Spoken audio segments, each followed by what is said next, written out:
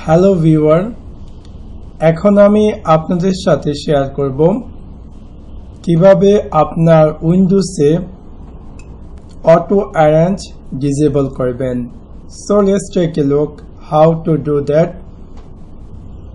Suppose আমি যদি চাই আমার ডেস্কটপে যে কোনো আইকনকে ড্র্যাগ করে অন্য কোনো লোকেশন নেওয়ার জন্য, সেটা কিন্তু হচ্ছে না। ডিফল্টভাবে এটা অটোমেটিক অটো অ্যারেঞ্জের জায়গায় চলে আসছে।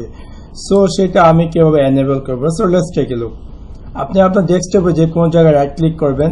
রাইট ক্লিক করার পর ভিউ ট্যাবে যাবেন। যাওয়ার পর এখান থেকে দেখবেন যে অটো অ্যারেঞ্জ আইকন, এটাকে আপনি আনচেক করে দিবেন।